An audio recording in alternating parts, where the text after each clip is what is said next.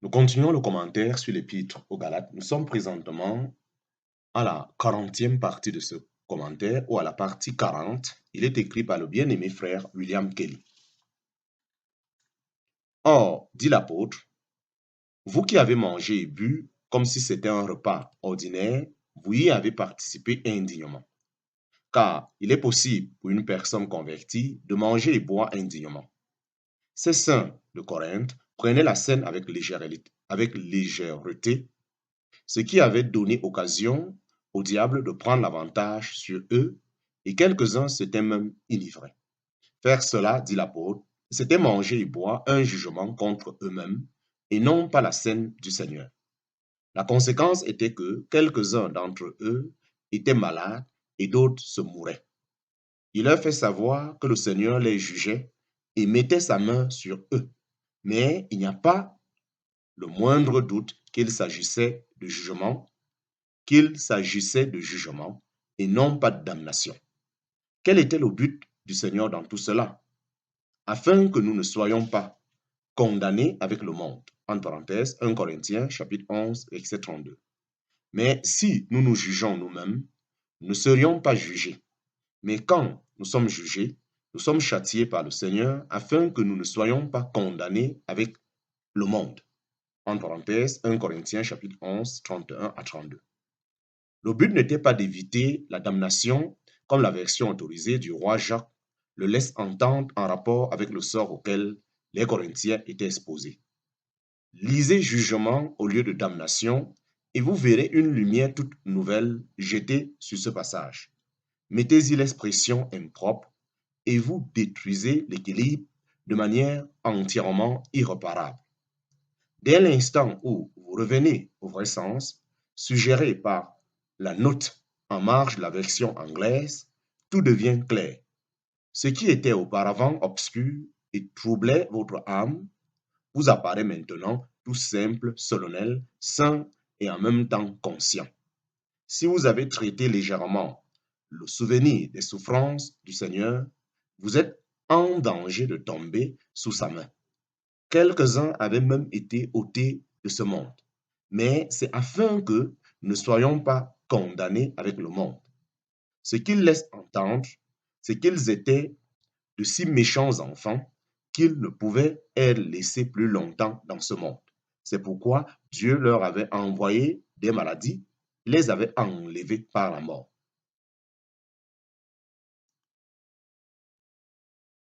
La signification du mot krima, krima en 1 Corinthiens chapitre 11 est étroitement apparenté au mot chrysis en Jean chapitre 5. Ce que notre Seigneur enseigne dans l'Évangile, c'est qu'il faut que les hommes reçoivent le Christ l'un ou l'autre de ces deux choses, la vie ou le jugement. La principale différence, c'est qu'en Jean chapitre 5, le jugement est l'acte final et éternel du juge, tandis que 1 Corinthiens chapitre 11 parle de l'exercice de la discipline dans ce monde. Le mot correct en Jean chapitre 5, verset 24 est jugement et non pas damnation. Notre Seigneur montre qu'il est lui-même celui qui donne la vie en communion avec le Père et qu'il sera le seul à exécuter le jugement. Maintenant, il donne la vie. Quiconque croit en lui a la vie. Quiconque le refuse doit venir en jugement. Personne ne saurait être à la fois l'objet de la vie et du jugement. La raison pour laquelle il y en a, la raison pour laquelle il y en aura qui viendront en jugement, c'est qu'ils rejettent le Fils de Dieu et la vie éternelle en lui. Celui qui a le Fils a la vie. En parenthèse, 1 Jean chapitre 5, verset 12. Telle est la force des paroles de notre Seigneur. Il pouvait demander. Comment peut-on avoir cette vie éternelle? Par l'obéissance, par une ordonnance de la loi, ni l'un ni l'autre. En vérité, je vous dis que celui qui entend ma parole et qui croit celui qui m'a envoyé a la vie éternelle. En parenthèse, Jean chapitre 5, verset 24. Celui qui entend et croit de cette manière, c'est que Dieu s'intéresse aux âmes, qu'il désire les avoir heureuses et sans péché par le Seigneur Jésus-Christ. Mais il y a plus. Il ne vient pas en jugement, mais il est passé de la mort à la vie. C'est absolument la même chose qu'en Hébreux chapitre 9, verset 27, comme il est réservé aux hommes de mourir une seule fois, et après cela le jugement. C'est le même mot. Telle est la part de l'homme à laquelle il ne peut échapper. L'homme comme tel doit mourir et être jugé. Mais remarquez-le bien, il s'agit de celui qui vit et qui meurt comme un simple homme naturel. Il n'est pas dit que tel est le sort réservé aux chrétiens. Au contraire, beaucoup de chrétiens ne mourront jamais. Aucun saint ne subira le jugement éternel. Je dois prouver ce que je dis ici par d'autres passages encore. Le Seigneur lui-même,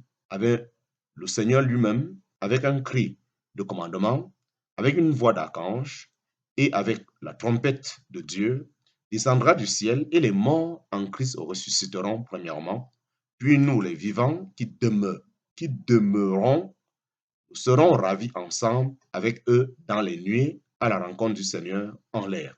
En parenthèse, 1 Thessaloniciens chapitre 4, versets 16 à 17. Autrement dit, les saints vivants seront ravis avec les morts préalablement ressuscités. Mais selon un autre passage, nous ne nous endormirons pas tous. En parenthèse, 1 Corinthiens chapitre 15, verset 51. Les hommes doivent tous mourir, mais nous ne nous endormirons pas tous. Nous ne mourrons pas tous nécessairement, mais nous serions tous changés. En parenthèse, 1 Corinthiens chapitre 15, verset 52. Chrétiens morts ou vivants, tous doivent être changés, être rendus conformes à l'image du premier-né. En parenthèse, Romains chapitre 8, verset 29. Être glorifiés dans leur corps. Mais tous les saints n'auront pas quitté cette vie et n'auront donc pas tous besoin d'être ressuscités. Les chrétiens trouvés vivants lorsque Christ reviendra seront ravis pour être avec lui et seront transformés à son image glorieuse sans passer aucunement par la mort. Tout comme Enoch, ils seront transformés sur le champ à la ressemblance de la gloire de Christ. C'est ce que nous tous, comme chrétiens, nous devions attendre sans cesse, sans savoir quand cela arrivera.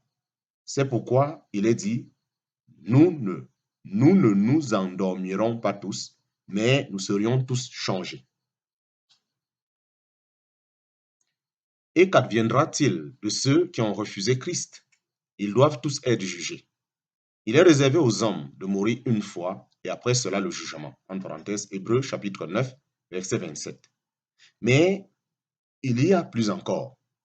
Et comme il est réservé aux hommes de mourir une seule fois et après cela le jugement, ainsi le Christ aussi, ayant été offert une fois pour porter les péchés de plusieurs, apparaîtra une seconde fois sans péché, à salut à ceux qui l'attendent. En parenthèse, Hébreux chapitre 9, versets 27 à 28.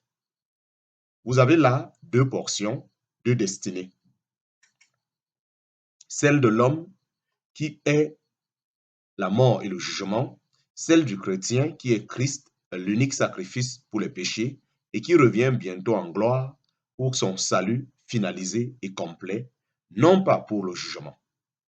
La question du péché a été réglée si complètement à la première venue de Christ que jamais plus la moindre question ne sera soulevée à son sujet.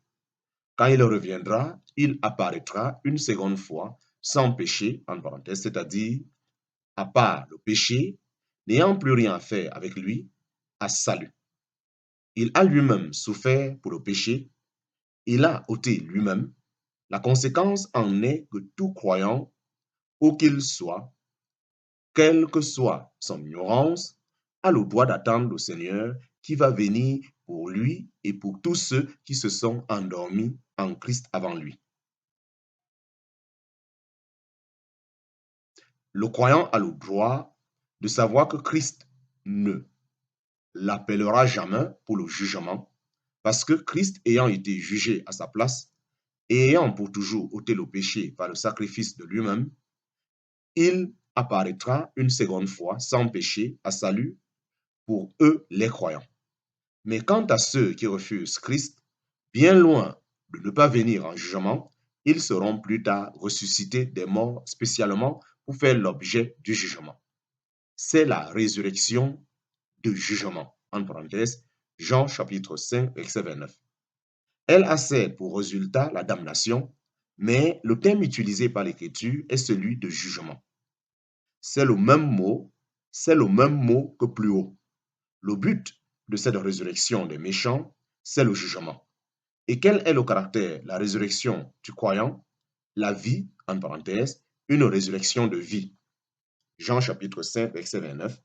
Afin que la même vie qui est maintenant donnée à nos âmes ait son libre cours et son plein développement dans nos corps, en sorte que nous soyons parfaitement remplis de la vie de Christ, corps et âme. Chapitre 6, petit 7 sur 3. Fardeau est en rapport avec les difficultés de la vie. Fardeau est en rapport avec les difficultés de la vie. Telle est l'attente du chrétien. C'est pourquoi, dans ce verset 5 de Galates chapitre 6, chacun portera son propre fardeau. Il n'est pas du tout question de porter chacun notre fardeau en jugement. S'il en était ainsi, pas une seule âme ne pourrait être sauvée. Pas une ne le mérite. Car qui n'a pas été coupable de péché graves et mortels, des péchés que Dieu ne pourrait pardonner à moins d'avoir un moyen parfait de le faire, un moyen qui lui soit propre. Et il l'a fait. Et il l'a. Mais ce moyen lui a coûté son Fils et la croix de son Fils. Or, la croix est le triomphe de Dieu. C'est à la croix que Christ a pour toujours ôté le péché pour toute âme qui croit en lui. C'est pourquoi, quand il dit « Chacun portera son propre fardeau », c'est simplement en rapport avec les difficultés et les épreuves de la vie pratique. Souvenez-vous, dit-il, de porter les charges les uns des autres. Mais après tout, chacun doit porter son propre fardeau. Chacun de nous doit avoir affaire à Dieu pour lui-même. Personne d'autre ne peut répondre à notre place. Certains se servent de Hébreux chapitre 13, verset 17. Ils veillent pour vos âmes comme ayant à rendre compte, pour enseigner que les ministres de la parole répondent pour les âmes des autres. Mais c'est une absurdité au pire, c'est une absurdité au pire, ou pire. Le principe en est faux. Quelqu'un rendra compte pour l'âme d'un autre, ça n'existe pas. Chacun de nous rendra compte pour lui-même à Dieu. En parenthèse, Romains chapitre 14, verset 12. Le pécheur doit être jugé, mais le saint, aussi bien que le pécheur, devrait rendre compte de tout à Dieu. Le Seigneur dit que le croyant ne viendrait pas en jugement.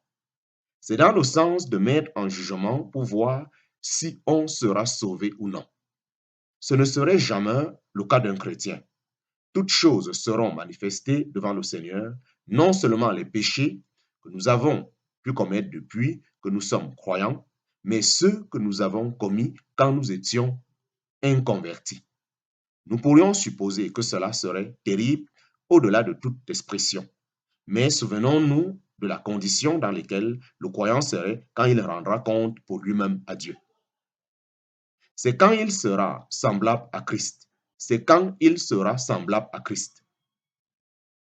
N'ayant aucun sentiment qui ne soit de Christ, aucun désir qui ne soit pour la gloire de Christ, tout sentiment de honte aura disparu et il ne restera plus que ce qui est selon Christ.